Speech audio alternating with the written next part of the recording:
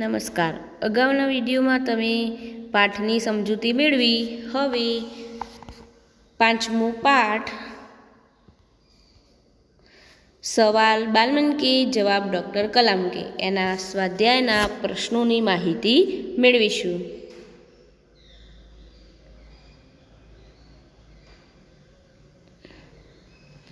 અહીંયા તમે જોઈ શકો છો પ્રશ્ન 1, प्रश्नों के उत्तर दीजिए. एम पहलो प्रश्न है कि पढ़े हुए से देखा हुआ ज़्यादा याद रह जाता है, क्यों?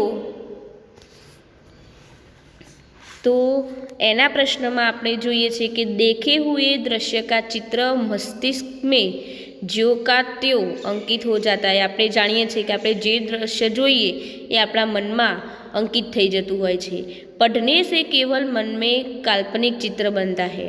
कल्पना में वह सच्चाई नहीं होती जो यथार्थ में होती है. આપણે જોઈએ કે જે વાંચીએ છીએ એ ફક્ત કાલ્પનિક ચિત્ર બની જાય છે અને સાચું છે કે ખોટું છે એ આપણે જાણી શકતા નથી. इसलिए पढ़े हुए से देखा हुआ देर तक याद रह जाता है. અને જોયેલું ચિત્ર આપણને લાંબા સમય સુધી યાદ રહી જતું હોય છે. બીજો પ્રશ્નમાં જોઈએ કે ભાષા के विषय में डॉक्टर कलाम ने क्या बताया. भाषाना विषय में डॉक्टर कलाम शू बतावे छे. तो डॉक्टर कलाम ने माध्यमिक शिक्षा की पढ़ाई मातृभाषा में की थी. कॉलेज और आगे की शिक्षा में उनकी पढ़ाई का माध्यम अंग्रेजी भाषा थी. कलाम के विचार से कॉलेज की पढ़ाई भी मातृभाषा के माध्यम से होनी चाहिए. इसका कारण यह है कि विद्यार्थी अपनी मातृभाषा में ही सोचता है, इसलिए मातृभाषा में ही अपनी बात आसानी से प्रकट कर सकता है. फिर भी विश्व के दूसरे देशों से संपर्क कायम करने के लिए वे अंग्रेजी का ज्ञान आवश्यक मानते हैं. ભાષાના વિષયમાં ડૉક્ટર કલામ બતાવે છે કે માતૃભાષાનું જે માધ્યમિક શિક્ષણ કહીએ એ આપણે માતૃભાષામાં લેવું જોઈએ અને કોલેજનું અને આગળનું શિક્ષણ અંગ્રેજી માધ્યમમાં લેવું જોઈએ. કારણ એક આપણે જ્યારે વિશ્વમાં બીજી ભાષા બોલાતી હોય એટલે બીજી ભાષા સંપર્ક ભાષા કહીએ એના માટે અંગ્રેજીનું શિક્ષણ પણ મેળવવું જોઈએ. સાથે સાથે मातृभाषाનું शिक्षण पण मेळवવું જોઈએ. चिराग जैन ने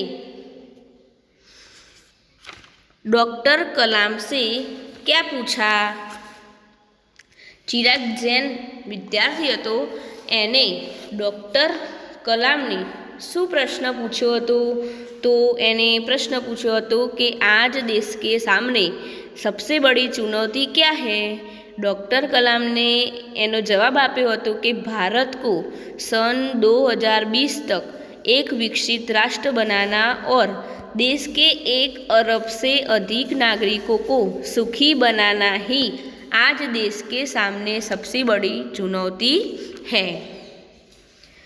आगळनो प्रश्न चौथो, राष्ट्र विकास में महिलाओं का क्या योगदान है.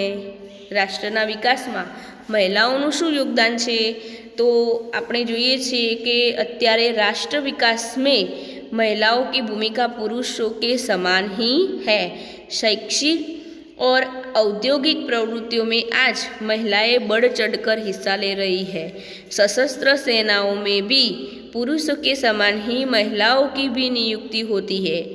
देश की 3 सेनाओं में पर्याप्त महिला अधिकारी है. सेना के लिए विभिन्न उपकरण बनाने में भी महिलाएं काम कर रही है. इस प्रकार राष्ट्र विकास में महिलाओं का योगदान है. किसी भी देश के लिए सेना का क्या महत्व है. कोईपण देश माटे सेनाનું શું મહત્વ હોય છે. તો આપણે જોઈએ છે કે દેશનું અનિવાર્ય અંગ એ સેના ગણાય છે. તો सेना किसी भी देश का अनिवार्य अंग है. सेना शत्रुओं के आक्रमण से देश की रक्षा करती है. अपना जे दुश्मनों होय एनु जे आक्रमण करता होय लोको तो एनाथी अपना देशनी रक्षा सेना करता होय छे. देश में कहीं विद्रोह होने पर सेना उसे दबाती है. देश में आतंकवादी घुस आए हो और पुलिस उनसे निपटने में सक्षम न हो तो सेना के जवान ही उनसे निपटते हैं।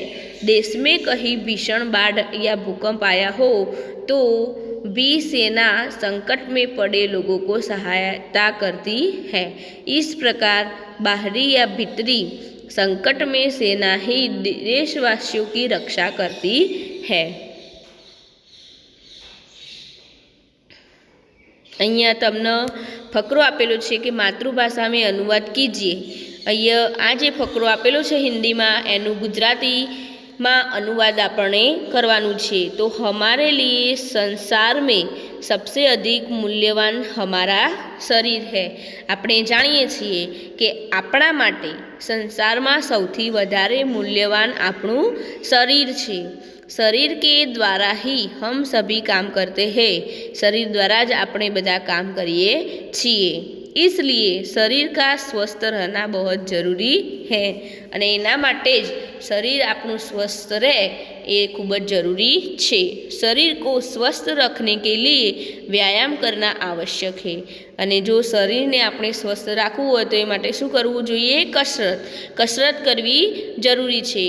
व्यायाम से शरीर मजबूत और सुडौल बनता है। कसरत करवाथी ज शरीर આપણું मजबूत અને सुडौल बने છે। अंग अंग में स्फूर्ति आती है।